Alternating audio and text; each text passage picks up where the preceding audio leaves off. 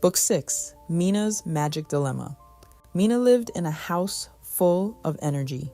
Her younger sister Maya was like a whirlwind. Maya was an athlete who was great at basketball and soccer, and people always seemed to notice her right away. Sometimes, Mina felt like a quiet shadow standing beside a bright light. She wanted to discover something special that belonged only to her. More than anything, she wanted to find her own spark. One hot summer afternoon, Mina and her family visited a crowded street fair.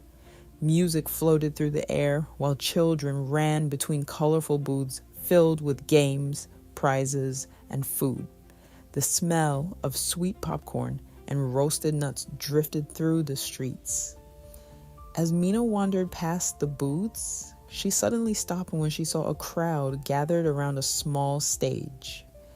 A magician stood under bright lights wearing a sparkly blue vest and a tall black hat.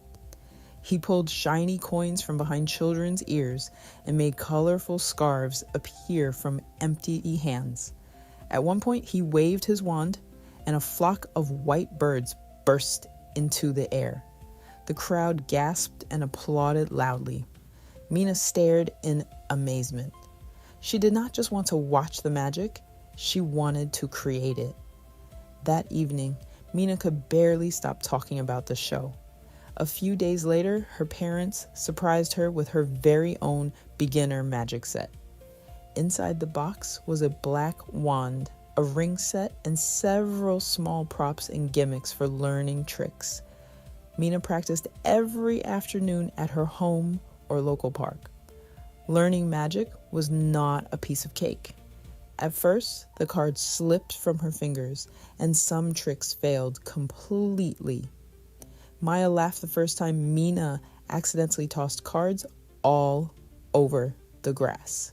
"You almost made the cards disappear forever," Maya joked. But Mina kept practicing. There were days when she felt like throwing in the towel, but she refused to quit. Little by little, the tricks became smoother. The cards began to dance through her fingers, and the wand spins looked more natural every day. She became very comfortable with the magic props, too. Mina felt over the moon because she finally had something that felt truly hers. One Saturday evening, Mina and Rohan stayed at the park practicing a new disappearing trick. They became so focused that they did not notice how dark it was getting. "Mina, look at the sky," Rohan said. "It's already sunset." Mina's eyes widened. "Oh no, dinner." She grabbed her backpack and rushed home as quickly as she could. The next morning, Mina suddenly froze in the middle of breakfast. "My magic set," she shouted.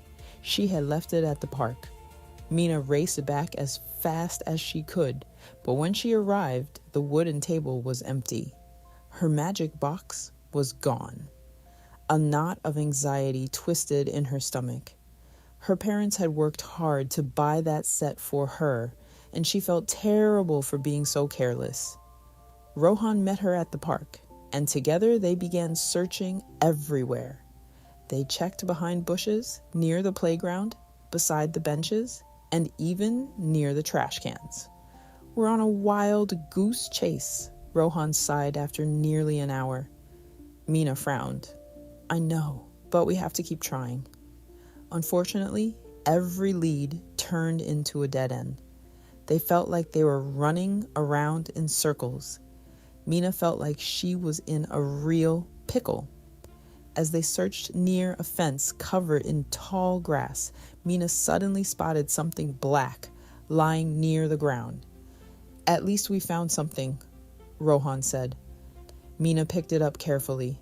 It was a thick leather wallet. Inside was a large stack of money. Mina gasped softly. There must be over $100 in here. Tucked beside the money were several old photographs. One showed an older man standing beside a smiling woman with kind eyes. Another photo showed the same couple sitting together at a park. Rohan looked around. We should probably take this to the police station. But Mina hesitated. A dangerous thought crept quietly into her mind. If she kept the money, she could replace her lost magic set. She could even buy better equipment than before. Maybe people would finally see her as talented instead of ordinary. No one even saw us find it, she whispered. Rohan looked uncomfortable. That doesn't make it ours. Mina slipped the wallet into her bag anyway. Her heart pounded the entire walk home.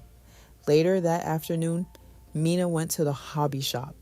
She used the money to buy beautiful new magic gear, a silver wand, a velvet cape, special trick cards, and even a disappearing rabbit box. At first, she tried to feel excited, but something inside her felt wrong. When she returned to the park to practice, the tricks did not feel magical anymore. The velvet cape felt heavy across her shoulders, and her hands shook whenever she picked up the silver wand. You okay? Rohan asked quietly. Mina forced a smile. Yeah, I'm fine. But she was not fine. That night, Mina sat alone in her room and looked through the wallet again. She stared at the photographs for a long time. The woman in the pictures looked warm and kind. The more Mina looked at the photos, the more she realized they were priceless memories. Money could buy another wand or another deck of cards, but it could never replace those pictures. A heavy feeling settled inside her chest. She realized she was performing a terrible trick. She was making the truth disappear. The guilt hung over her like a storm cloud. The secret was eating her alive. At dinner, Mina barely touched her favorite pizza. Are you okay, Mimi? Her dad asked gently. Mina looked down at her plate. She suddenly realized that being honest mattered far more than owning fancy magic equipment. It was time to let the cat out of the bag. Mina slowly stood up and brought the magic gear from under her bed. Then she told her parents everything. She explained how she had lost the original set, found the wallet, spent the money, and hidden the truth. By the time she finished, tears were rolling down her cheeks. Her mom wrapped her in a warm hug. We are sad that the set was lost, her mom said softly, but we are proud that you told the truth. Her dad nodded. Doing the right thing is not always easy. That is what makes it important. The next day, Mina decided to fix her mistake completely. Using the name on the wallet, she and Rohan searched for information at the local library. After checking records and directories, they finally found an address for Mr. Henderson. That evening, Mina and her dad drove to a small, tidy house near the edge of town. Mina's hands trembled as she knocked on the door. She told him everything. I am sorry. I made a mistake. I will repay you from my allowance, I promise. But Mr. Henderson was so thrilled to get the pictures back that he barely cared about the missing money. Those pictures are of my wife, he said softly. She passed away last year from cancer. I thought I had lost those memories forever. I cried for days. Mina felt her chest tighten. Because of your honesty, Mr. Henderson continued, I want to give you a $100 reward. Mina could hardly believe it.